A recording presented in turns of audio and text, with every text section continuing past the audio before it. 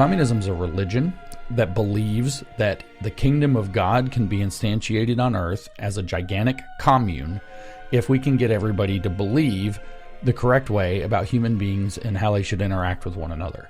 And so the idea of communism is, if we look to, say, indigenous tribal circumstances in the past, for example, and we see how most of them did not have a concept of private property, and so anything that was in the tribe was communally shared among everybody, but there was no sense of ownership. They have this idea that human beings are therefore, in their state of nature, intrinsically meant to live in this communistic circumstance. Welcome to the Shape of Dialogue. Today I'm joined by James Lindsay. Thank you, James, for joining me on the podcast today. Hey, it's my pleasure. Yeah. I'm sorry I missed you when you were in New Zealand. Yeah, likewise. Our mutual friend Peter gave me a very short list. Peter Bogosian gave me a very short list of people to be sure that I met while I was in New Zealand, and you were prominent on that list. So it's a shame we missed each other. I'll be back, though. Yeah. I'll be back soon. Yeah. I was rather sick, so you probably wouldn't have wanted to see me. But anyway, well, it'd be great if you came back. That was great. How was your trip in New Zealand? You know, it was fantastic. I really enjoyed getting to go. I got to go all around the country, both islands. So I was in 5 different cities while I was there, kind of a whirlwind for, a week. But it's just a fantastic place to visit. I really enjoyed getting to know a lot of Kiwis and getting to see some of the sites. I didn't get to see all the good stuff yet, so yeah. I look forward to coming back. But it's a very beautiful country, and the people they're very welcoming. And there are people that I'm a food person, so the Kiwis take the food quality very seriously. So that's always an extremely good sign in my book for people. So I had a wonderful time. I'm excited to get to come back, even though it looks like it's going to be in the dead of winter for you. It's one thing, I got to leave winter, the end of winter, and come to summer, and that's always charming. But it'll be another thing to leave the heat of summer, the peak of our summer, and come to the middle of winter, and we'll see how that works out. When are you planning to come back? In July. Okay. I'm actually tentatively already scheduled to come back in July. Oh, great! What's the plan? What are you planning to do? So I'm. After, at the very end of my trip in Auckland, I met with David Sawyer. And Seymour. I do that every time. Yes, Seymour. Yeah. I somehow got it wrong. You get it wrong the first time, and it sticks forever. Yeah. So when I was in Auckland, at the end of my trip, I met with David Seymour, and we had a wonderful afternoon. Obviously, with the name mistake, I'll get it one of these days. Yeah. It stuck. But we had a wonderful afternoon and talked about a variety of the issues that you guys face. Of course, he's very famous for his stances. He's taken on a lot of these issues to do with woke, which is what I specialize in, and the woke philosophy, woke ideology, woke implementation. And so he said that it would be fantastic if I could possibly come back in July for his party's national meeting. Right. And I said that would be nice. And then I came down with the Free Speech Union, obviously, and the Free Speech Union said, well, if they can bring you in, we can get you to a few more cities you didn't get to visit, so you see a little bit more of the country. And I said, well, this sounds like, winning all around, so let's try to set it all up. Great. Well, hopefully we can get together and maybe do another podcast in the flesh when you're down here. That'd be great. Yeah, that would be nice. Yeah. That'd be really nice. Yeah. So for the listeners who don't know you, who are you? What's your background? What do you do? What motivates you? Well, I'm an American. I get to start with that very rarely because usually I do everything in the U.S. Who am I? Professionally, I am a writer and a researcher, and that in these days that brings along being a podcaster and a speaker.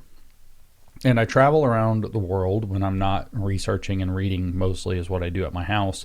I travel around the world speaking with audiences, small and large, public and private, about the woke ideology. I've been researching woke before anybody knew it was woke, before anybody called it woke, before the word woke really went anywhere, even in, activist communities. I first started looking into this issue in 2013, so it's been a very long time. And then I was pretty conversant in it by certainly before 2020, when it was on everybody's radar. I did a project with Peter Boghossian and our friend Helen Pluckrose in 2017 and 18 that's known as the Grievance Studies Affair, where we submitted a large number, 20 actually, articles for peer review and publication in journals to do with feminist geography and gender studies and all of these other kind of what we would say now woke subjects, and 7 of them were accepted for publication in actual peer-reviewed journals. Spoke quite a bit when I was down there. I spoke quite a bit about this with the Free Kiwis podcast, so people can catch up on that there, I guess. But my PhD is in math. I got that in 2010 before all of this. I didn't like the bureaucracy of university, so I left. Worked privately, and as an academic hobby was writing and participating in discussion forums and such online, and that kind of led me into seeing the feminist philosophy kind of taking over in various sectors, and that's what led us to eventually decide that they were ready for some hoaxes and write those papers. And in the middle of that, I became convinced that what we were seeing was not just silly, and it's not just confusing, and it's not just empathy by any stretch, but rather that at the end of the woke road is the unraveling of civilization. And maybe I was histrionic and maybe I wasn't, but that's what I became convinced of after that, close exposure to it, writing papers, getting peer review feedback, submitting, edits and so on, and getting papers published. I became convinced of that, so I asked my wife to quit my job. She asked me if I could make money doing this, and I said that I wanted to spend all my time researching and exposing it. And so ever since, all I do is research. I worked my way backwards at first, and now I have the pleasure of getting to skip around however I want. But I started with, say, critical race theory was actually the first subject I really dove into, and I got to work backwards from critical race theory to critical theory, and from queer theory, which I'd also studied, back into feminism and postmodernism, and then from both of those backwards into Marxism, and then from there backwards into Hegel and continental philosophy more broadly, and Romanticism and idealism and all of these different philosophical schools, and kind of start to cobble together a comprehensive picture of how this set of ideologies thinks.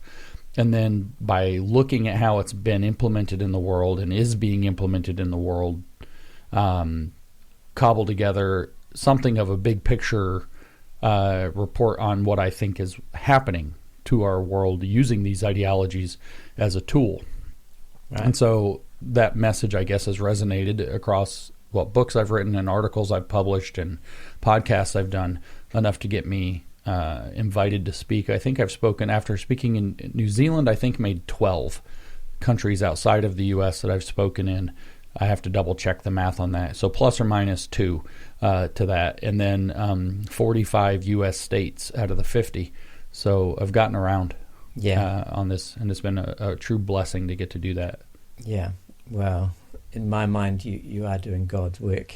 Not that I'm a religious man, but yes, because, a claim to say this ideology will end civilization is a big claim. So we should investigate that. But first, I'm going to insert a quote by the Canadian politician Pierre Poilievre. So it is a classic for socialists. What they try to do is change their names and move on and try to have everyone forget their past.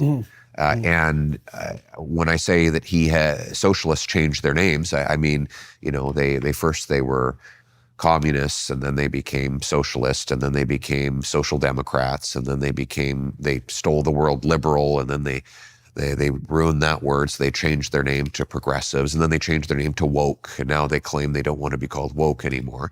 Because socialists always try to disown the things they've done because it's manifestly disastrous. What do you think of that quote? Do you agree with it? Oh, yeah, I do. I recently not to take credit for what Pierre said, and I don't know the timing actually on that quote to be positive, but it has recently reached my attention that it is possible that Mr. Polyev has become a fan of mine in recent months and has been listening to some of my podcasts. So having heard that, I'm biased and extra inclined to believe that, of course, what he said is great.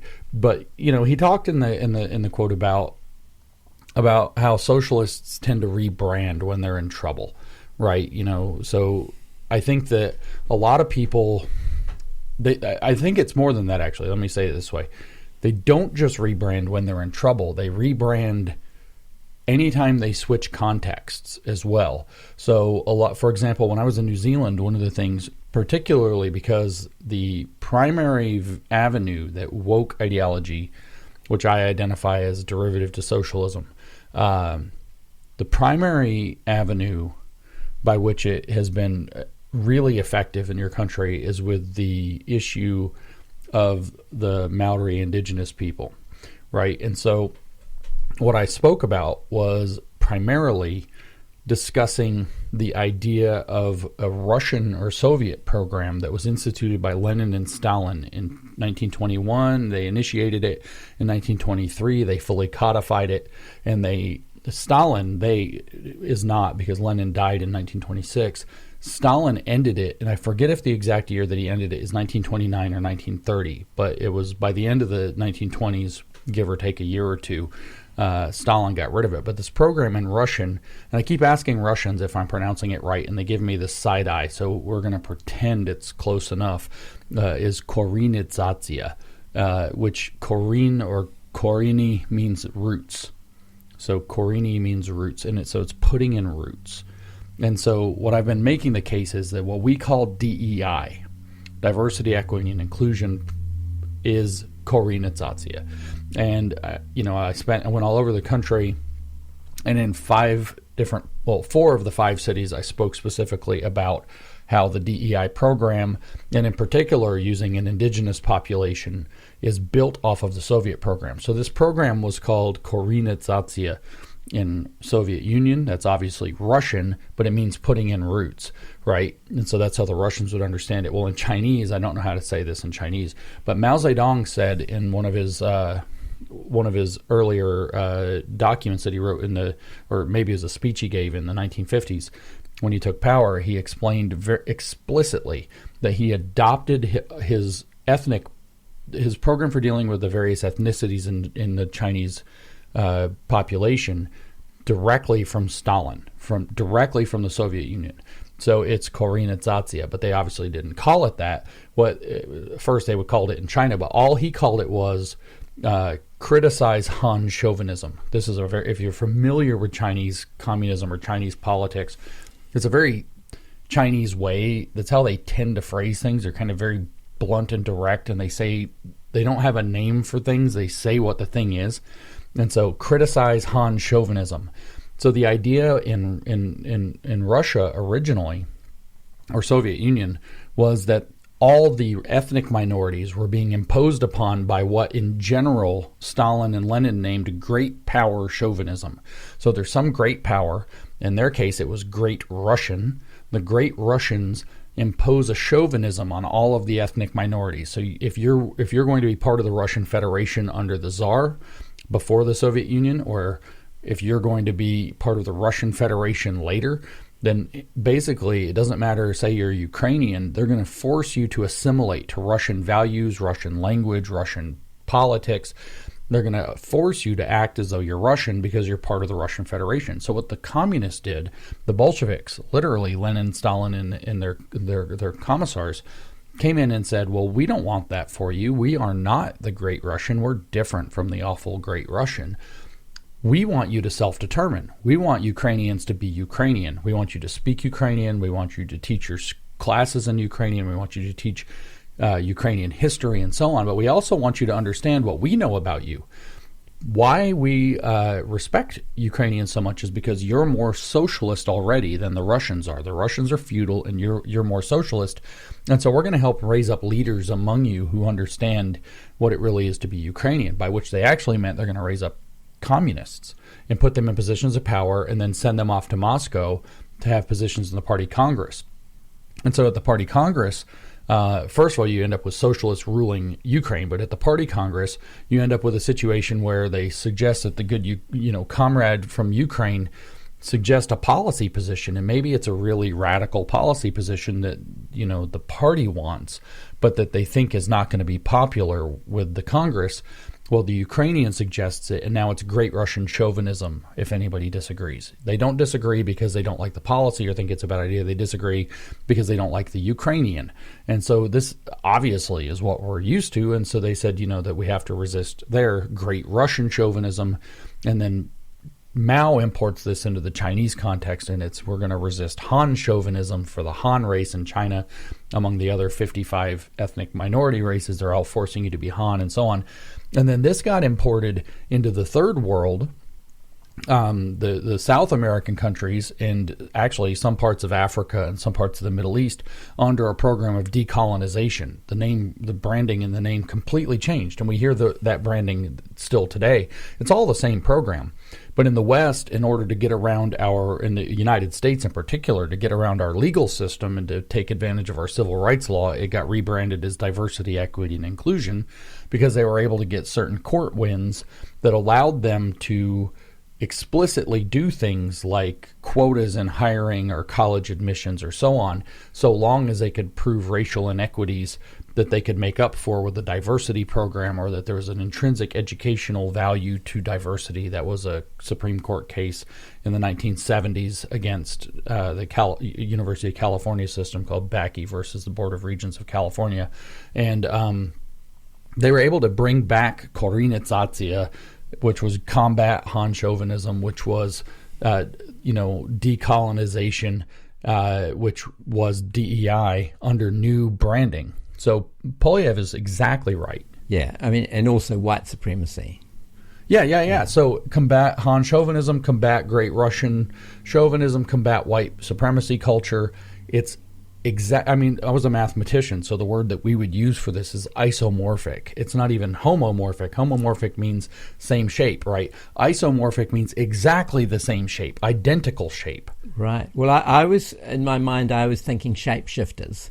But maybe that's the wrong thing. It's the object is the same, like, but the marketing changes over time. So this is a stupid example, but it's one of the 8 things I know about what's going on in New Zealand right now. Is I understand that you guys have a challenge with getting parts from Boeing to fix your 777s. So your for routine maintenance, not necessarily problem maintenance.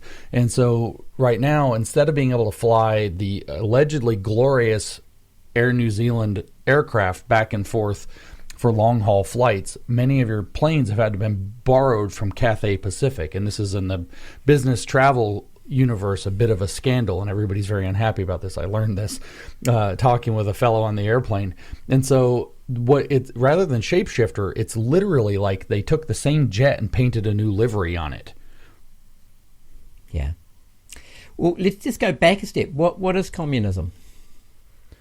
Well, communism is, in my opinion, this is already going to be controversial. I never say anything in a normal way. Communism is a religion that believes that the kingdom of God can be instantiated on earth as a gigantic commune if we can get everybody to believe the correct way about human beings and how they should interact with one another. And so the idea of communism is, if we look to, say, indigenous tribal circumstances in the past, for example, and we see how most of them did not have a concept of private property, and so anything that was in the tribe was communally shared among everybody. Of course, there were rules and there were policies on how the distribution of access to the things, but there was no sense of ownership. Or if we were to take the idea of a family, there's very rarely the idea, don't tell your kids, I guess, that this is yours and this is mine, but everything belongs sort of to the family. They have this idea that human beings are, therefore, in their state of nature, intrinsically meant to live in this communistic circumstance. So there have been different attempts of communism before Karl Marx. Most famous probably was the attempt during the French Revolution by a guy who, Francois Noël Babeuf, who went by Gracchus Babeuf. Gracchus was his secret society code name, and since it was one of these Roman code names, Latin code names, it was more than likely the case that Gracchus was in the Illuminati. Not quite sure if that's true or not, but Gracchus Babeuf had a attempt to implement a true communist system within France during the tumults of the French Revolution. And at first, the Jacobins and all of them loved him because he was revolutionary against the structure of France. But then when things started to go the other way, he doubled down and really asserted the need for the communist direction, and they killed him. So it didn't go as well for him in the end. But this idea didn't go away, and Marx picked it up. And Marx very specifically inserted the concept of communism into the historical continuum.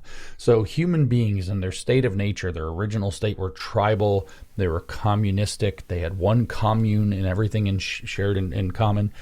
But then one tribe conquered another tribe. Each tribe was estranged from each other, but one conquered another, and then there were slaves. And slaves defined the material relations between human beings. Are you a slave or are you a slave owner? This evolved into a new phase of history, a new economic form he recognized as feudalism or aristocracy, which eventually gave way to capitalism. And it doesn't really matter about these stages. What it matters is that Marx liked it. Marx liked the benefits of a modern industrial society while hating modern industrial society. So the question for Marx was, how do we go back to our communistic state of nature while retaining all the benefits of communism?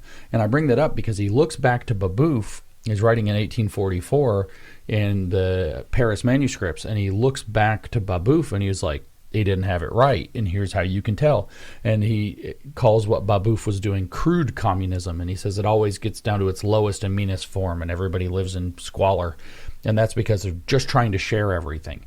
But what you have to do is, in fact, transcend the idea, not give up on the idea of ownership, but transcend the idea of ownership. And I say all that because communism as a religion since Marx has represented because you asked me what communism is, represented the idea. And again, this is an article of faith, that human beings can return to a state of nature globally where everybody believes that we're all meant to be perfectly social and share everything with one another as though we were one giant marriage. Marx actually gives that analogy in the Paris manuscripts. Imagine how a husband is with a wife. They become one flesh according to the Bible. There's nothing that is his that is not hers, and so on. And therefore, when you have that sense of common ownership, then you can keep all the fruits of capitalism, blah, blah, blah. And so it's this idea that we can live as tribal, communal people where the means of production and the products of production are shared universally in common without any sense of individual ownership, and yet retain the advanced outputs of a private property-driven, profit-driven capitalistic society at high production standards. And so I like to say that that's what the economic definition is communal ownership of the means of production. But I like to give that more complete answer because it immediately shows how it's not going to work. It's how it's not a fraud, or how it is a fraud. I mean, how it's not going to be. I think you can have one or the other, right? You can live in tribal, low level of acquisition and development communally, or you can live in a private property-driven system that produces at an extraordinarily high level. But I don't think you get to have the best of both worlds at the same time. Yeah, well, you can't have your cake and eat it too, essentially. That's exactly right. Which is what he's trying to say. I mean, the irony about capitalism is it is actually communal in the sense that it's the best system we know to help people cooperate over large time scales and space. So yeah, that's right. Yeah, the Austrian economist Murray Rothbard described Marxism as an, I can't even say this word, eschatological faith. Yeah. So just drilling down on this religious concept, what does that word mean? And So that's he correct? doomsday. Eschatology is a theory of the end of the world. So fire and brimstone. Well, maybe it's, there's the eschatology in, well, actually, I shouldn't phrase it that way. In the Bible, end times are characterized by this vision in the last book of the Bible, which is called Revelation. And there's a lot of speculation. There's also the very allegedly prophetic book of Daniel that talks about end times. So for most Christians, and I'm using them as an example for people so we can develop the idea, that you have these two biblical books with a little bit here and there elsewhere about how the world is basically supposed to end and be brought fully under the dominion of God. Theories, or theological theories, I guess is a better way to phrase that, of how that's supposed to happen and what is actually written there, which interpretation of those, especially, well, both of those books are very symbolic books. The beast will rise with 10 horns, and then between the 10 there's an 11th horn that's very small with a mouth on it that speaks and says these very prophetic things. And these are very strange books. They're not cut and dry. People will be flying in airplanes and this and that and the other thing. It's very not clear. But an eschatology is a theory about the end of times. So maybe it's the Christian picture that, Jesus comes back in a shining cloud. And how does that relate to communism then? Okay, so the idea of eschatological theories in Christianity is that in fact that Jesus is eventually coming back and is going to establish a kingdom of God. And that kingdom of God will, in fact, according to what the Bible says, at least, I don't know if all Christians believe this equally, will be instantiated on earth, blah, blah, blah, all the details. So you can argue also that the idea of the creation of a final state for humanity, an end of history, which is basically entering or returning to a blessed realm, is effectively what eschatology studies. So communism is the heaven of the religion called communism, which is a confusing thing to say. Communism is the political state, which, as is described by Marx and Engels, is a stateless, classless society that exists in plenty. So there is plenty for everybody. Everybody shares the work equally. Everybody's thankful that they get to do the necessary part of the work, which is very minimal. Lots of free time, lots of comfort, lots of surplus, lots of excess. And so basically what communism is positing is that the end state for humanity, the end of history, is in fact a return to Eden, where rather than Eden being a magical realm allegedly created by God where everything's perfect because that's what God wanted, it is a magical realm that is very much like the plenitude of Eden. However, it is managed by humans who understand the correct way to live at all times in all situations. Right. So it's both a combination of romanticism and utopianism. Yeah, that's right. Yeah. And so there's an additional point with the communist faith following Marx specifically is that Marx had, like I laid out that staged version of history, right? First you have the tribes that are communal, tribal communism, then there's slavery, then there's aristocracy, and there's capitalism. So that's 4 stages of the unfolding of history in terms of economic circumstance. And then there's supposed to be a rupture, which would correspond in the Bible to the rapture in the beginning of the tribulation, which enters into a new stage, a transitionary stage that's called the tribulation in the Bible in Revelation, but it's called socialism under Marx. And the idea there in the communist belief system is that if they condition everybody, they believe that socialism is the correct way of thinking, and in fact that human beings are intrinsically socialist, but the lure of private property has caused them to forget their true nature. So if they force people to live under socialist policy, they'll be brainwashed and transformed into transcending private property and return to their original state, which is spiritual being of social status or whatever. And so when we become fully socialist, the state is supposed to wither away of its own accord and no longer be necessary and give way to the communist utopia. And so basically you have the exact same model that Revelation puts forth for certain eschatologies of Christianity, which is that there will be, the build up to the final point. Then there's going to be a gigantic rupture. Marx calls it revolution. The Bible calls it rapture. Then there will be a period in which there is the building of the kingdom according to its necessary principles, which is going to be in Marxism or communism, it's going to be socialism. That's where Lenin says the point of socialism is to get to communism. And then eventually, and in the Bible, that's the tribulation. And eventually, all of the evil of the world is purged out through that transitionary phase, and you arrive at the kingdom of God on earth, which in the Bible is Jesus reigning over the New Jerusalem for a millennium.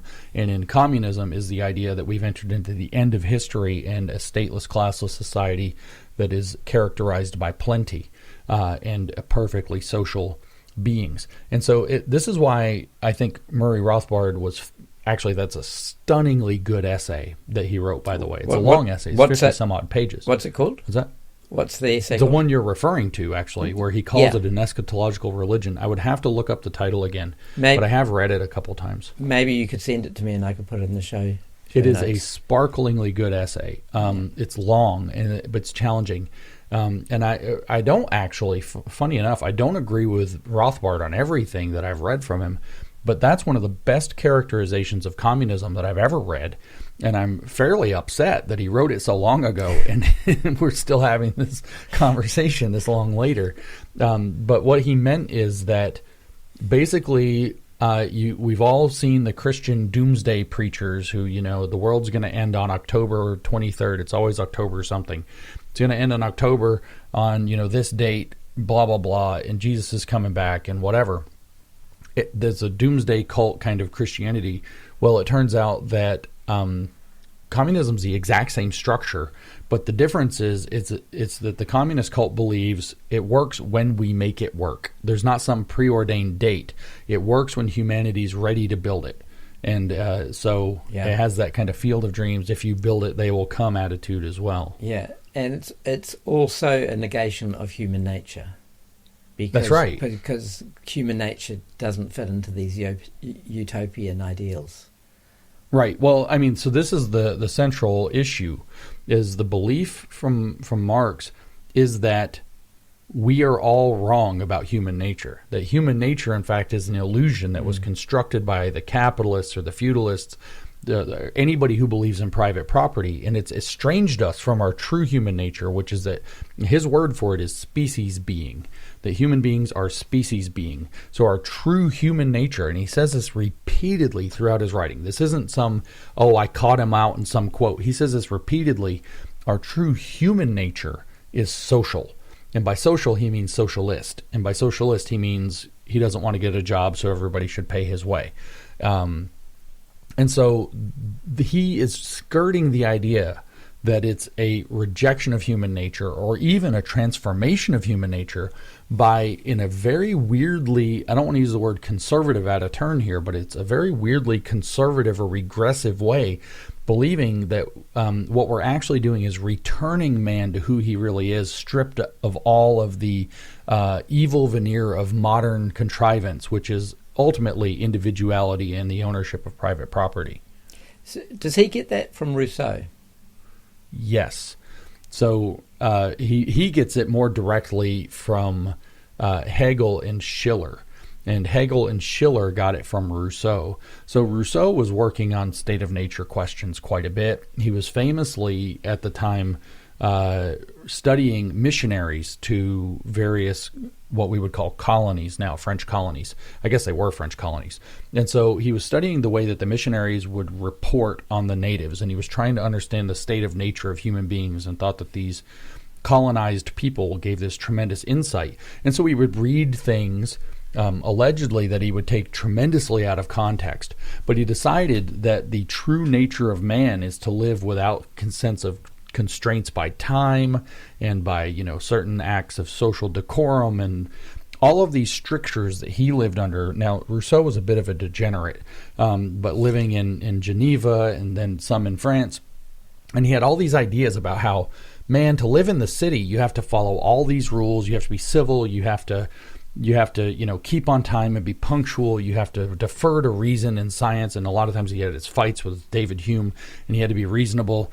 And then he would throw a fit because David Hume was reasonable and he wasn't. And he was arguing from emotion and sentimentality, being the father of romanticism.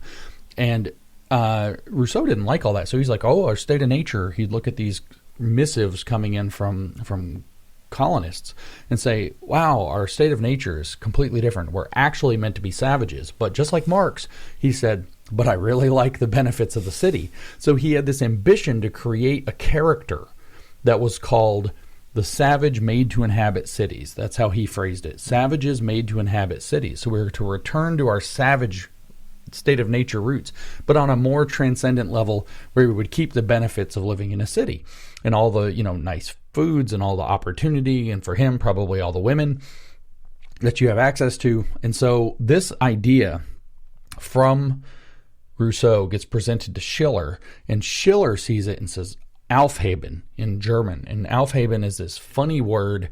It means three things at once, and it self-describes it. So the word means to keep and to negate. If you were to actually go look up the word, it would probably say negation, but it means to keep and to negate at the same time. But literally, Aufheben means to set upon. So it means also to lift up to a higher level. So the idea is that you're going to shed, keeping and negating, you're going to shed the parts that are extraneous and keep the parts that are valuable while you raise the understanding to a higher level. And this is considered to be this key idea. So we're going to keep the essentials and we're going to jettison the errors. And Schiller was taken by this, taught this to Hegel, whom he was working with at the time. Hegel was so enchanted by this that it became the basis for his entire philosophy. He wrote a long philosophy just on the word Aufheben itself. And so the word, when you hear things like positive transcendence of private property as human self-estrangement, when you read Marx, the word that comes up again and again and again for transcendence is Aufheben.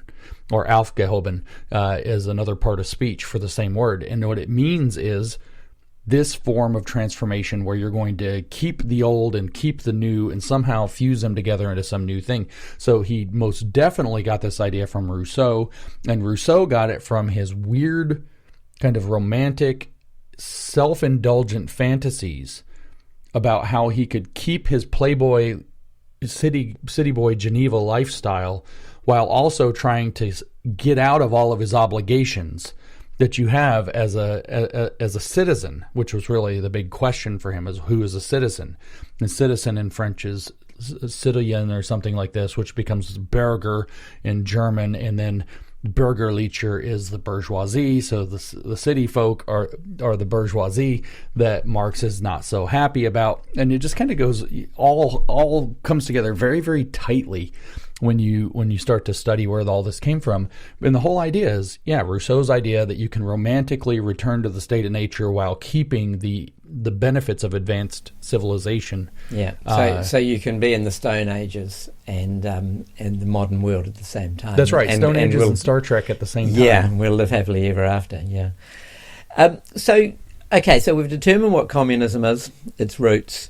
Now let's make the leap to woke culture. Now, Pierre Poilievre quote makes a direct link between those two things. Sure. Can I imagine you agree wholeheartely with that? So can you tell us why? Why is woke communism? Because I'll just add one thing. I know lots of people who fit into that woke dynamic. But they're not calling for the end of private property. They're not communist in that sense. Yeah, right. Okay, so this is, I think, sort of the contribution that I've made to world dialogue, global dialogue on the issue. And I'll start with a prosaic response. I started by, I'll just kind of rehash my history briefly. I started by arguing with feminists in discussion forums about the philosophy of science and religion. Okay, and so then this caused me to read feminist theory literature, gender studies in particular, a little critical race theory, a lot of sexuality studies, and to write these so-called grievance studies papers. That caused me to think this is an emergency and look further back and say, where did this come from? So in 2020, I published a book. I signed dozens of copies of it while I was in New Zealand, so I know a lot of Kiwis have read it. It was called Cynical Theories. And Cynical Theories, I wrote with Helen Pluckrose, traces 6 of these schools of thought back into their influence of postmodern theory. And at the time, I drew a line there. Helen had drawn that line and said, this is as far as it goes. This is postmodernism and the effects of postmodernism in the world. And then I got challenged by a friend of mine to read, despite the title being Cynical Theories, with the artistic design on the title being this, that it says Critical Theories with the word critical crossed out and the word cynical replacing it like an editor's mark. And so my friend challenged me. He said, have you read The Critical Theorists? And I was a bit embarrassed to say, no, I haven't. This is postmodern. I know critical theory is relevant, but I have not read them. And he said, well, I challenge you. What authors are they? Herbert Marcuse is who he challenged me specifically to read. He said, I want you to read Repressive Tolerance, which is an essay by Herbert Marcuse from 1965. At your earliest convenience, it'll take you 2 hours to read it and let me know what you think. And I said, you're wasting my time. I don't have time for this. And I kind of put up a little fight. And then finally, I decided, this is in the early 2019. Finally, I decided to read it. And I actually, that evening, I put up my little fit, and then I went we were in this hotel together. We were all in this, it was a hotel by Disney. So they serve a lot of families. So a lot of the hotels are like apartments. You have a kitchen, you have a dining room, you have a living room, and you have 3 bedrooms. So we all together went to this Disney hotel property, and we each had our own bedroom in one giant hotel room. So we all had dinner in the dinner table and talked into the night. And he sent me the essay in my email, and I went in my bedroom, closed the door, and said, you know what? To heck with it. I'll read it. And I wasn't going to stay up 2 hours, but I'll start. So I started to read it, and I read about the first 3 pages of it, which isn't even the good part yet, right? It's not even the hard-hitting part. And I texted him from the one bedroom to the next, and I wrote, holy crap, this is the world we live in. Right. And so then I devoured the essay the next morning, and then we talked about it some, and I jumped on the plane to fly home a couple days later, and I read the essay again. And I came home, and I waited a day, and I read the essay a third time all the way through, and I was like, oh my gosh, this is the key to everything. And at that point, I'd now entered into critical theory. Well, another name for critical theory is neo-Marxism. So the second you go there, you have to admit Marxism is relevant. You can't hide behind the postmodern critiques of Marxism and say it's not relevant anymore. And that's what led me backwards. So prosaically, I say that woke comes from Marxism because my experience was that I didn't believe it. And I started at woke and worked my way backwards. Where did this come from? Where did this come from? Where did this come from? And I end up at Marx and then Hegel and then Rousseau, and to a degree even then Cromwell and before that. And so I'm looking at this progression backwards, and then I tell it forwards, but I looked at it, I came to it backwards. But my thesis that I've concluded over, several years now, I guess that was 2019 when I had that finally eye-opening read and epiphany. The conclusion that I came to was that Marxism works where it works, and where it doesn't work, it evolves to try to take advantage of the system that it's attacking. So it worked in Soviet Union under the Bolsheviks because they could go to peasants and promise them bread and land, and the peasants would revolt and they could install their oppressive system. And it worked in China because Mao could go to the peasants and promise them land and the ability to grow grain and to distribute grain, and that that the nationalists were corrupt and they were going to overthrow the nationalists, and that was all true, they were, and that he could win them over. But there was a peasant society as well, and it didn't work in the West, so it had to evolve somehow else. It started to work in the third world through exploiting the colonial dynamic, which basically meant it exploited Koreanizatsia's strategy from Stalin from 1913 in order to figure out how to start cracking the code of the mixed peasant and colonized industrial economies in the third world. It was even called third worldism for a while. And then in the West, they adopted pieces of all of this, never figuring out how to penetrate any Western nation except through military force. The Soviets occupied most of Eastern Europe after World War II, but it never succeeded in any Western nation. But what Western nations turned out to be extraordinarily susceptible to was identity politics. And identity politics was, Herbert Marcuse said it explicitly. Not only does he mention it in Repressive Tolerance, he lays it out explicitly 4 years later in the Essay on Liberation that he wrote. And that's the title of it, Essay on Liberation. And he explains that in Western advanced capitalist societies, the worker has been stabilized by the advanced capitalism. So the worker can build a better life. He's not going to be a revolutionary agent. So you have to look for a different basis for revolution. And it's no longer going to be about overthrowing private property then. It's going to be about agitating, to use the technical term from Lenin, agitation on what he called the ghetto populations. He in particularly meant black racial minorities, but the other racial minority groups, feminists are named, outsiders, mentally ill. He named a whole bunch of different groups, but primarily he meant the black versus white civil rights issue. In the heat of the 1960s, he's writing this right after the civil rights movement. And so he's going to take this supercharged racial environment, and he says these guys have the basis, what he called vital energy for revolution. But, and the feminists and the sexual minorities, everything, they have the vital energy, but they don't have the theory.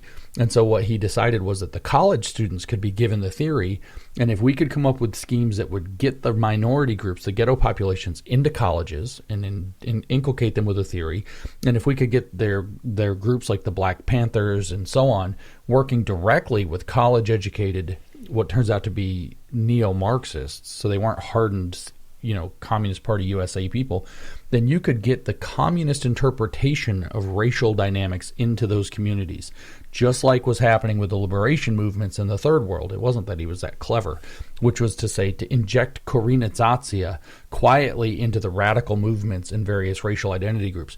So what we ended up with a few decades later is woke. We ended up with a bunch of interlocked identity politics movements that use Marxist conflict theory that rather than drawing the line at private economic property, they draw the line at cultural property, private property. So if you look, for example, the key text of critical race theory comes from 1993. Cheryl Harris, she wrote a paper called Whiteness as Property. That was a big giveaway moment for me in my studies. And she explains that what makes private property private are these four characteristics. And the fourth one is the most important in terms of its private nature. And that fourth one is what she calls the fundamental right to exclude. That's a legal term. So if it's yours, you can tell me that I can't have it, and vice versa. In Marxist lingo, by the way, that means you and I are not the same person. We are socially estranged from one another over yours and mine. And therefore, she says, white people erected the system of whiteness and the system of white supremacy that enforces it to say, here's this cultural property called whiteness. We decide who gets to be white and who doesn't. So if the Irish want to be considered white, we'll decide if they're going to be white. If the Italians want to be white, we'll decide if they're white. And only the people we decide are white get full participation in society, and everybody else doesn't. So white people have the fundamental right to exclude other people from a form of cultural property. And you get the exact same model. The exact same model is not the right word. You get the exact same conflict theory that Marx laid out, but the dividing line is not bourgeois versus proletarian, which is to say owner versus worker. The line now is cultural bourgeoisie versus not cultural proletariat, but the culturally marginalized or oppressed. And the exact same model split out into these identity constellations that are said to be intersecting with one another through oppression to build broad coalitions that are able to actually attach to whether it's post-colonial guilt, whether it's white guilt over white dominance historically, slavery, Jim Crow. These were all bad and wrong. Guilt over being successful. That's right. And guilt over being competent. That's right. Yeah. That's right. That's exactly right. And so they were able to sell it in a different way. And the reason is, so woke is Marxism that evolved. So imagine you have a cell, right? We just went through COVID. We all heard these words. COVID had to attach to a thing in your epithelial tissue called an ACE2 receptor, right? Now imagine that there was some variation. I don't know enough biology, but I assume if there's an ACE2 receptor, there might be an ACE1 receptor. Let's pretend that's real. I don't know the truth. Let's just pretend it's real. Okay, so COVID attaches to the ACE2 receptor, but not the ACE1 receptor. Well, what if for whatever reason we had developed some drug, we'll call it advanced capitalism, that clogged the ACE2 receptor so that the virus couldn't attach, but then the virus mutated somehow to attach to the ACE1 receptor, which is identity politics guilt. Then the virus can inject its genetic material and achieve its goal. So my thesis is that over time, communism evolves to try to insert its, we'll say RNA, its kind of ideological RNA into a civilization based on figuring out where its cultural weakness points are, to a conflict theory of a stratification in society. And we get woke in the West because we have upward economic mobility and everybody knows it. In a peasant society, you get old school, what they call communism of strict obedience, because you don't have economic upward mobility. And so one of the most pressing concerns is where you stand in the economic ladder. So the real through line is this dichotomy between oppressor and oppressed.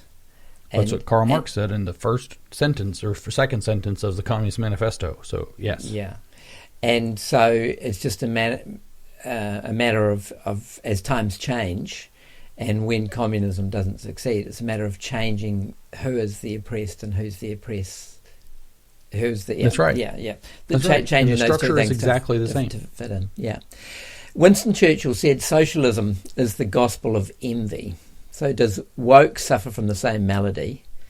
Yeah, absolutely. And does it have the same religious proclivity predicated on envy? Yeah, it's exactly the same. It's cultural status envy versus economic, possession envy, but it's the exact same thing. The idea behind critical race theory is that society is unfairly rigged to benefit one race over the other, and it's rigged by the virtue of equality. And so what it is it's driven by people who are not doing as well in society and that they are envious.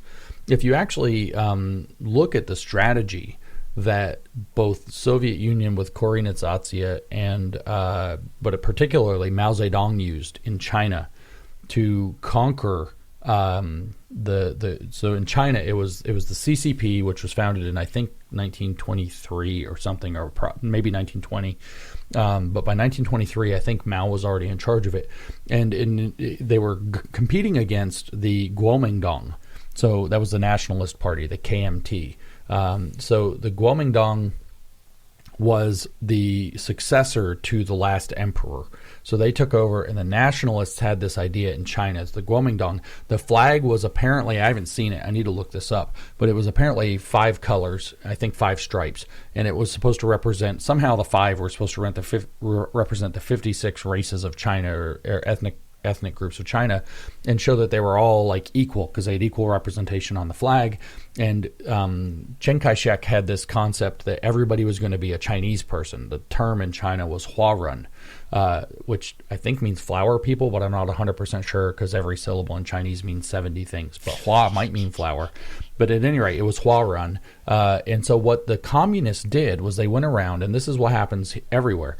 This is the gospel of envy. So what they did was they went around and they found every, especially ethnic minority group, that wasn't doing as well as somebody else. Anybody who was a member of an ethnic minority that wasn't doing well, and they sold them the following message. The nationalists, the Kuomintang, want you to believe that we're all Huarun, but you're only actually Huarun if you are Han-run first. You're only a Chinese person if you're Han race, if you act Han. And that's Han chauvinism, and you're down the whole ethnic Koreanizatsiya DEI rabbit hole. And that was the wedge, one of the wedges. The corruption in the Kuomintang itself was a problem, but that was one of the wedges that they used to dissolve support for the nationalists in China. From the early 1920s, they pushed this until Mao finally launched his civil war in 1946. So for 20-something years, they eroded popular support in the nationalist project by looking for the people it wasn't working for and saying it's not working for you because it's rigged against you because of all these other things. In other words, the Marxist analysis of it. This is what they do in the third world. The reason that you aren't able to get ahead is because the colonizers came in and they don't consider you a legitimate person and blah, blah, blah, blah, blah. And this is what they've done with racial, sexual, etc. minorities, indigenous minorities in all of our Western countries, has said, you know what? And for your country, on average, the Maori aren't doing as well as the white people. You know why? Well, it's because the white people actually don't want you to. And there's a whole system where they favor themselves and whatever. But it starts with, you aren't doing as well. And then here's a story that blames the scapegoated enemy for why. So the gospel of envy, it starts with, you're not doing as well. It has, like in the United States, there are blatant cultural differences between racial enclaves that are completely arbitrary. Because you can meet people from any given racial background, and I've met, I don't know how many, black people, Latinos, Asians, etc., that have gone to some elite college like Harvard or Yale or whatever. And it's not the same as meeting somebody from, say, East LA. There is a cultural thing happening in East LA, right? And that cultural vibe doesn't value education. It doesn't value success. It's famous if you look at some of these basketball players that came out of the hood, some of the comedians or movie stars that came out of the hood, and they almost all tell these stories about how when they started to rise up, all the crabs came out of the bucket and tried to pull them back down. You can't leave. You can't abandon us. You can't leave the hood. You can't leave who you are. You can't go succeed. Well, it turns out I come from Appalachia. Appalachia has exactly this same problem, identical problem. The only difference is it's not racial. Everybody's white, and they're going out into white society, but they don't. The parents don't want their kids to go to school. They don't want them to succeed. They want them to do whatever mountain work their families have always done for all the time. It's a betrayal. This is, if you read J.D. Vance's book, Hillbilly Elegy, a huge theme in it. J.D. Vance was betraying his family to go to Yale and get himself ahead. Now he's vice president. But he was betraying his family according to this dynamic, right? And so it cannot possibly be to the Marxists that you belong to a cultural enclave that has values that are not geared for success. It has to be you belong to a cultural enclave that the majority doesn't appreciate for who it is. Therefore, we believe in your self-determination. Everything should be on your terms, and you should be able to be as mad as you want that the overall society doesn't respect who you are. And P.S., we, the communists, will help you flip it over so that you can have the power. We'll raise up leaders among you. We'll send people off to the Congress in your name. We'll call them AOC and Rashida Tlaib. And I know you guys know a lot about American politics. Jasmine Crockett's the new one. Jasmine Crockett, elite school educated, high pedigree, comes from a very wealthy neighborhood in Houston. All of a sudden, as we say, slang sounds like ghetto ratchet when she talks in Congress, because it's an act, because she gets to play the oppressed minority class who came from a cultural background that is allegedly not valued, when in fact what it is the cultural enclave itself doesn't have values that lend themselves to success. Yeah, it's as if the elite, an elite group of people, are trying to weaponize the suffering of people who aren't in the elite. Yeah, I think so. Yeah. And they whip up their envy, they whip up their resentment, they whip up outright hatred. Rather than actually saying, here's how you get out of your malaise, if you want to get out of your malaise. Because I think that's quite interesting what you said about Appalachia.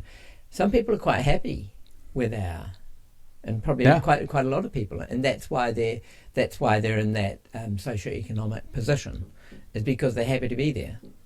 Yeah, it's true. And there's nothing wrong with that. So to come in, there's nothing wrong with that. To come in and fill them with envy and trying to motivate them to revolution is actually quite an unethical thing to do.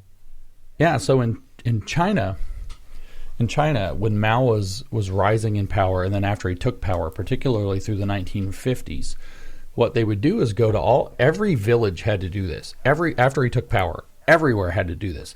They had these meetings, and if I say the Chinese correctly, which I doubt I do, they were called suku meetings, which means speak bitterness. And the whole point was to just get everybody together and get them to complain about everybody else, what they were bitter about, what they were angry about. And everybody, once the communists took power, was forced to speak bitterness. So you had to speak bitterness about everything that the Kuomintang had done wrong to you, everything the Japanese had done wrong to you in the Sino-Japanese I mean, War.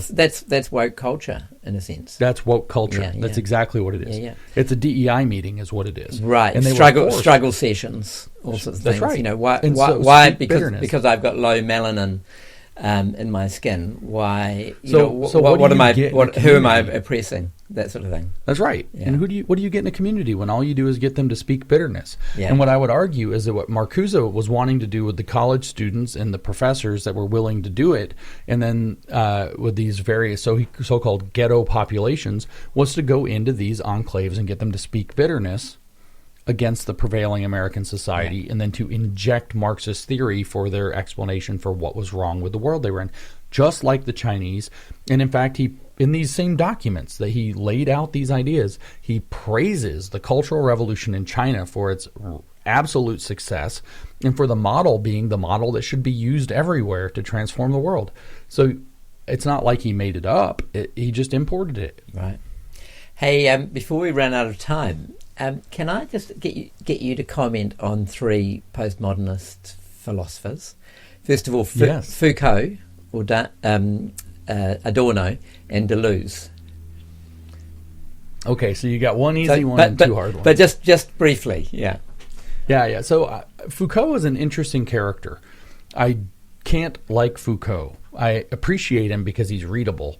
Foucault was simultaneously terrible and very insightful.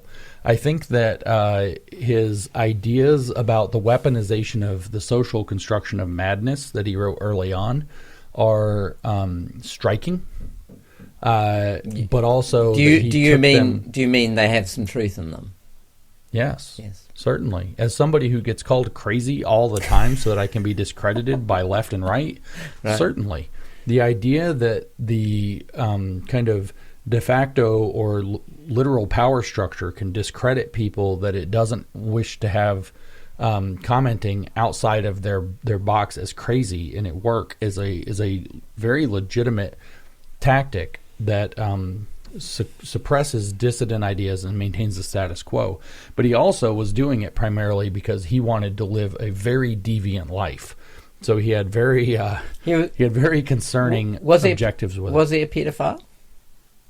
Probably yes. Yeah. Probably yes. He was certainly into very violent BDSM and gay sex, and he didn't want to be a lot of people don't know this. His dad wanted him to be a doctor, and he really didn't want to be a doctor. And so he had this whole war with his father, and the culture of France at the time was like, shut up and do what I say. And so he didn't like that at all. And so there was that element as well, a kind of personal relationship. I also find his ideas about biopolitics and biopower, which he wrote very near the end of his life, late 70s through the early 80s. He's dying in 1984. I find those ideas very prescient, actually, especially after we went through COVID, that the state can mobilize the power of a scientific claim in order to extract power out of the concept of the sciences. I think, like all of these things, he took it too far, but only a little bit. I think it's actually extremely trenchant. Most of the rest of the stuff that he wrote, I don't agree with. The history of sexuality is mostly insane and gave birth to queer theory. So does he follow the oppressor-oppressed dichotomy? Yeah, and then he does so in the same way, although allegedly without having read her, which I can't believe. The French feminist Simone de Beauvoir famously in 1949 wrote the book The Second Sex. And the second sex, you can guess what it means. The men are the first sex, the women are the oppressed second sex. And her question at the heart of it really is, what is a woman?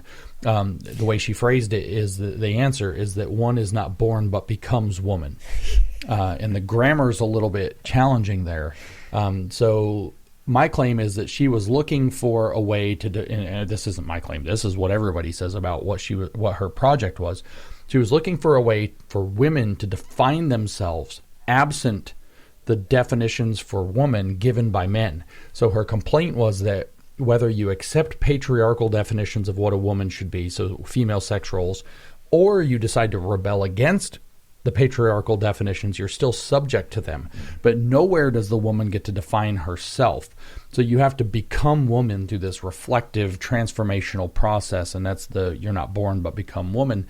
And what I contend, and I've heard other people contend this as well, so I'm not unique in this, is that Foucault, with History of Sexuality, did exactly the same thing, but for the concept of the homosexual. Which, he doesn't say one he isn't born but becomes homosexual, but he makes it very clear that what he means by the homosexual is a political identity that is somehow trying to liberate itself from the heterosexual homosexual dichotomy. Yeah, and he was gay. He was gay. Yeah. Okay, Adorno. Adorno was very weird and dangerous. I don't like Adorno overall. Adorno, my favorite thing about Adorno was that he was actually like kind of low-key racist in a way that we would recognize today, because he hated jazz music. He thought he was a huge classical musician. He loved classical music. That's not racist to hate jazz music.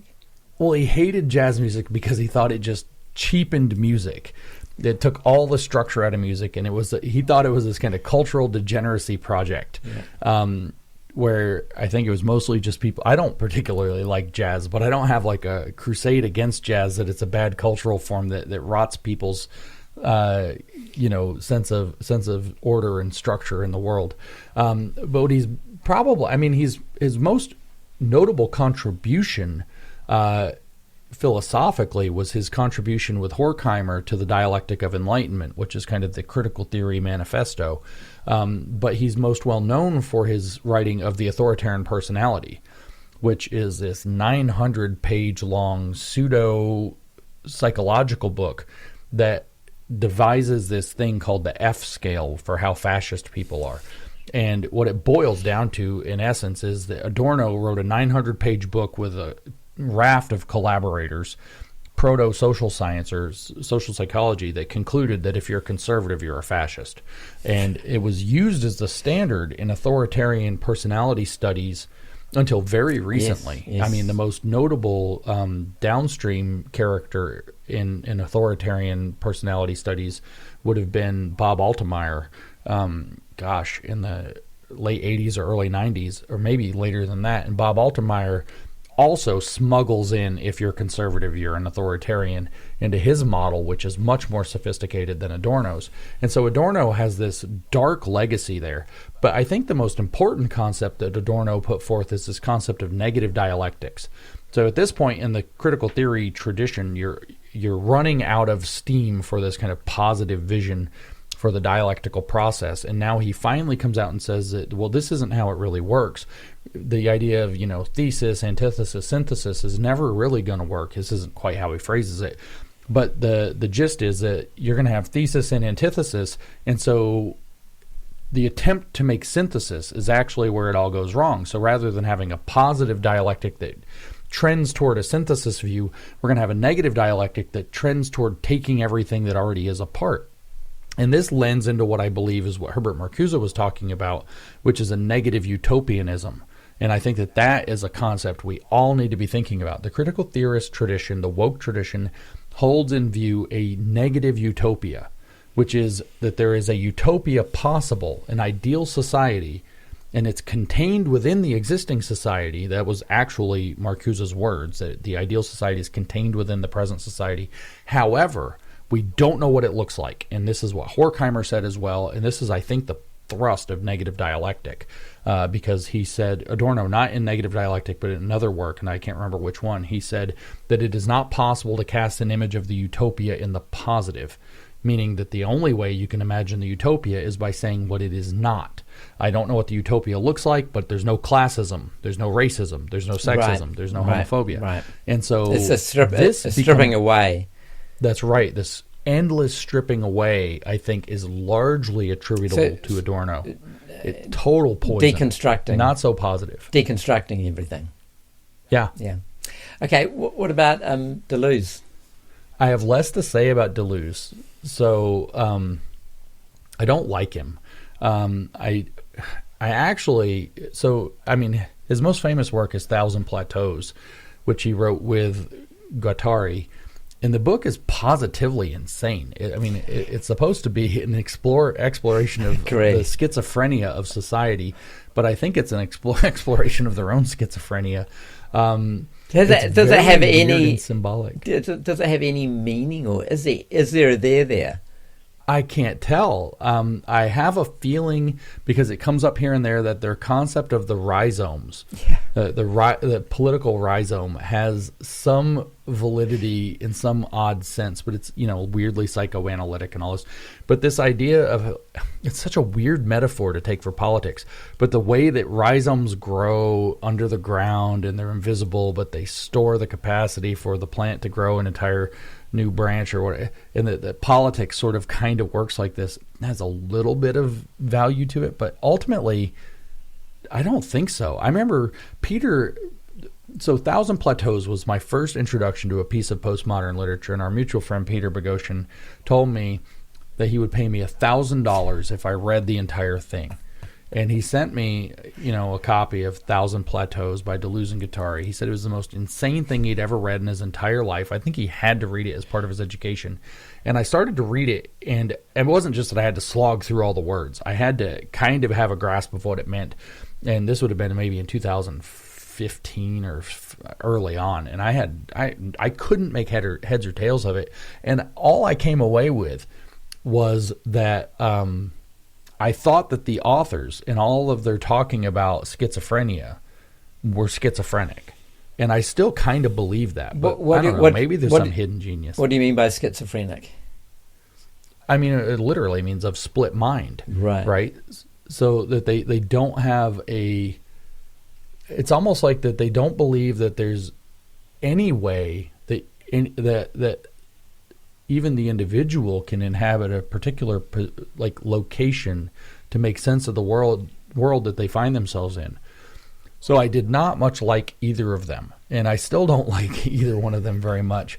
If you would have asked me about Lyotard, I have interesting things to say. Baudrillard, I have interesting things to say, but not him, not so much. Okay.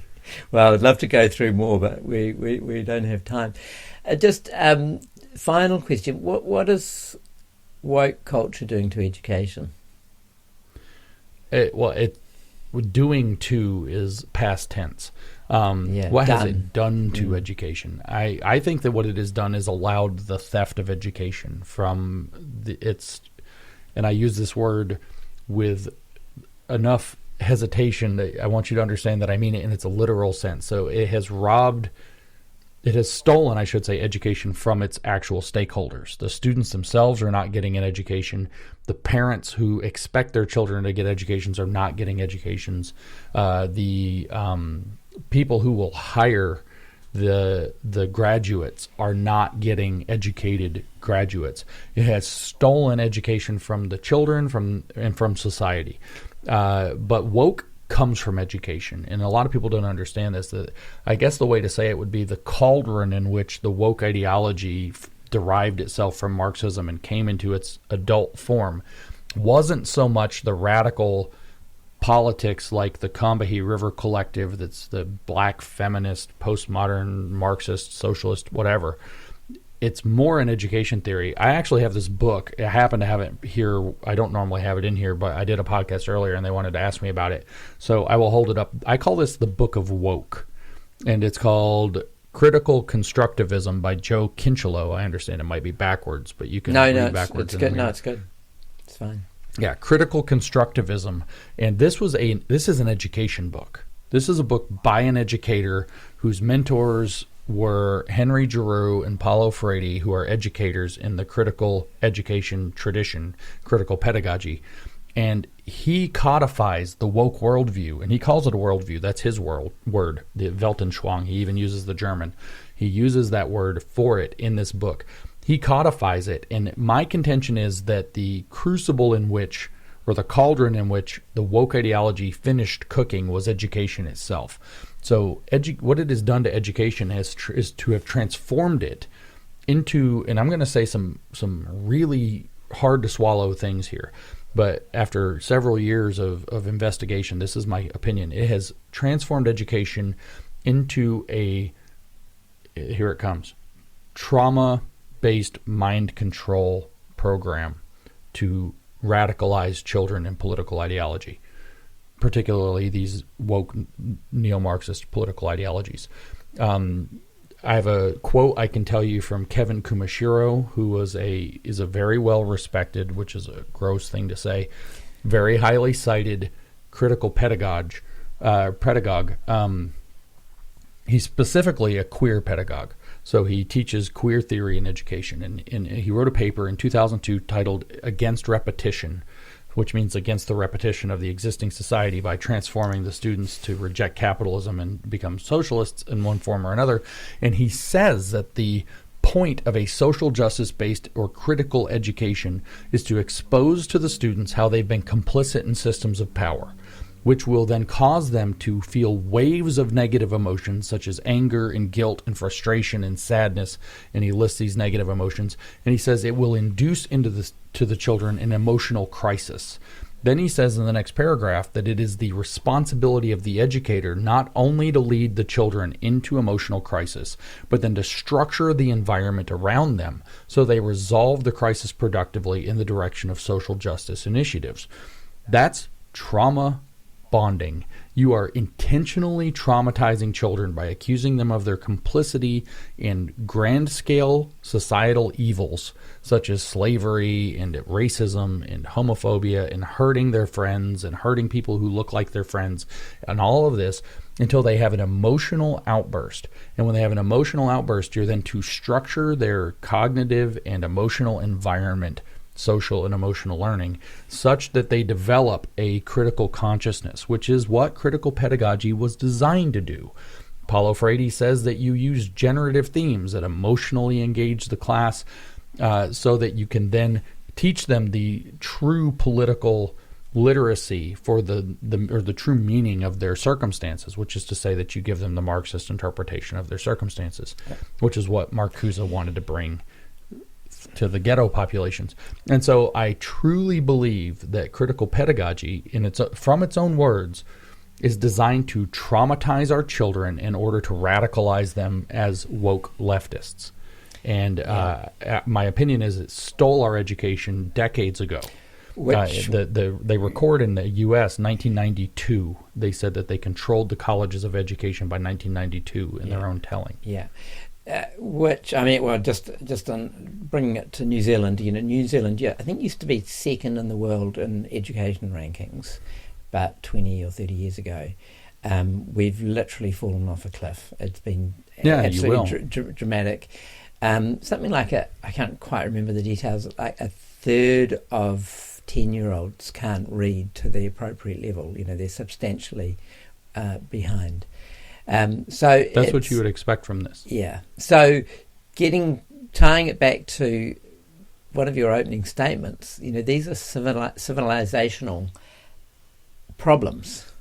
These are catastrophes, really, because if you don't pass on the wisdom and knowledge onto the children, it will be lost, and then we'll be in trouble. I read about 10 years ago, I started reading the Communist Manifesto. I gave up halfway through. I just couldn't stand it anymore.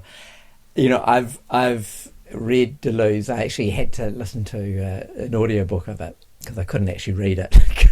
I've tried to read... He's a nightmare. Yeah, tried to read Foucault. I can't. Foucault's the easy one. Yeah. Well, how do you not go mad reading all this stuff? I mean, I literally don't know how you do it. It is. The Communist Manifesto is the most insane thing I've ever read. So I've been asked this question consistently for at least a decade now. And I don't think I've ever had an answer, just to say maybe I'm constituted differently, but I think I know the answer now. I think in the last few months I've reflected on this enough to where finally I got it. And the answer is I don't read any of this like I'm reading something real. I'm solving a puzzle. My goal is the author of this book thinks a particular way. I want to understand how this person thinks. I'm not trying to understand his argument. I'm trying to understand how he thinks. And it's a puzzle because I don't feel like he's written it. None of these people write it in a clear enough way to properly just read through and understand it. The critical race theorists actually frequently do. They're very lucid. Most of them originally were lawyers, so they write a little bit more clearly. But for me, it's a puzzle. I'm solving a puzzle, which ties into my mathematical roots. I was drawn to mathematics because it was solving a puzzle. And the puzzle is, how in the world does this ideology, how do the pieces fit together? This all seems mad. How does it fit together? How does it work? Where did the pieces come from? Why would you think that? And it's hard to read, but it's not maddening to read when you're reading it to figure out what in the world it's about. Not to read and understand what it's saying, to understand what it's actually about. And so my approach is almost, when Peter challenged me to read Deleuze and Guattari, or when I first started reading feminist literature, it was extremely maddening. How can anyone think like this? And then when my perspective shift from how can anyone think like this to wait, how do these people think? It's like studying an alien. How do these people think? It became something that was challenging but able to be done. It took me a very long time, though. The other thing is that I have to read these things sometimes a dozen times before I understand them. I will read them and I'll draw what I can from it, and then I'll read other things that kind of clarify parts of the picture. And then when I say I might read Communist Manifesto and I don't understand it, but then I go and read George Lukács's History and Class Consciousness and I kind of understand one of those chapters, and then I come back and read the Communist Manifesto again, and it's much more clear because I've put pieces of the puzzle in place that weren't there before. And so there's been this puzzle solving. It's like solving a mystery. So my frustration now is I feel like I've mostly solved the mystery, so now it's boring. I don't have the puzzle to solve anymore, and now I'm just kind of sliding back to how in the world can people think this? People send me these documents. This is at my kid's school. What do you think? And I just get mad by the second paragraph. Yeah. Why is this still happening? But I was solving a puzzle, and one of my puzzles that keeps me going now, I'm not trying to figure out how they think. I'm trying to figure out how to communicate it to people. So I'm always looking for a new angle on how I can express what I understand about how they think. And the puzzle solving keeps me going, and that's how I don't lose my marbles. And I can't help asking one more question. You know, I have friends, I know a lot of people who believe a lot of this woke stuff. They're all very smart, intelligent people. And we've got to give credit where credit is due. The communists, socialists, you know, to the woke have done a fantastic job in spreading this religious ideology. Why do people believe it? When it's so, to you and I, it's just manifestly insane. Yeah, there's a couple reasons, and it depends on who the people are. I think that the people who have reasons for being frustrated and resentful are drawn in by the frustration and the resentment that it feeds, and that's a very simple explanation. But I actually, this is what I always hear, and you said it too. I'm not doing a close read on you, but you've given a clue. They're very smart. They're very intelligent people. How in the world can intelligent people believe this? And the fact is that the entire ideology is constructed off of rationalizations, and smart people are better at rationalizing than dumb people. And so smart people are actually more susceptible because they can go through the rationalization. They can hear some of the ideas. Oh, I can kind of see that. Okay, so this population group has a low, like here's an example. We could say that, in America, I'll use the American example instead of the New Zealand example because I don't know any details about what's going on with the Maori and I don't want to do it wrong. But in America, we might have a situation, the population is 13% black.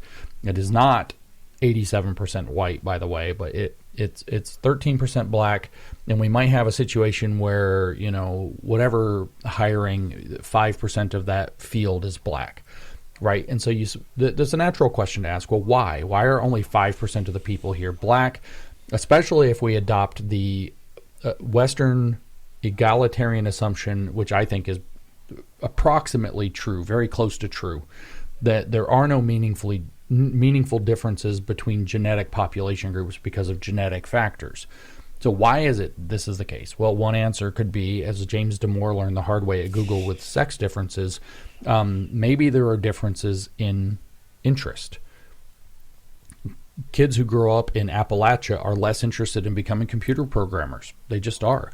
Kids who grow up in East LA are less interested in becoming computer programmers or mathematicians. They just are, because of the culture. They want to be rappers. They want to be basketball players. Or in Appalachia, they want to be farmers. They want to run the country store, whatever it happens to be. So there's that. But when you start looking at it, it's very easy to start saying, well, even if I can't figure out how there's racism there might be. Society might be subtly biased in systems-based ways. And these are all rationalizations for a fact of a difference in society. And then you come up with a set of rationalizations. The whole Marxist architecture is a bunch of rationalizations.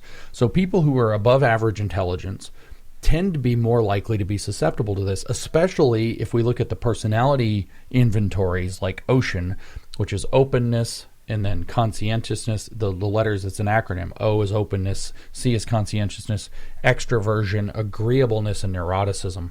And so people who are highly agreeable and of above average intelligence are very likely to want to go along to get along, and then they can kind of say, oh, I can see how that works. And they become more and more and more pulled into the ideology. And then they start attaching their sense of self-worth to thinking that they're morally virtuous by holding these enlightened opinions. Whereas people who are intelligent and low on the agreeableness scale are more likely to say, I think that's bullshit. But it turns out that I think the relevant variable is not intelligence, which is actually intelligence is a liability up against communist or woke ideology. It's actually agreeableness. How agreeable are you? It might have, not to get Baroque with this, but the conscientiousness might matter too. If you're really conscientious, you're probably going to care whether or not. I also think if you're high on empathy, you fall for it as well.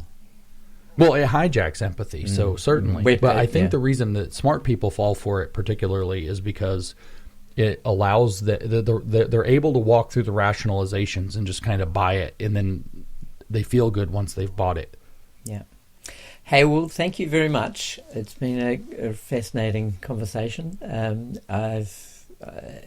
thank you for your work. It's influenced me, and it is. It saves me the horror of actually having to read this stuff myself. So it's a good thing in itself. No, I appreciate that. That's part of why I do it. So thank you very much. Yeah, and look forward to seeing you in New Zealand. I look forward to coming back. So thank you again. Yeah, thanks, James.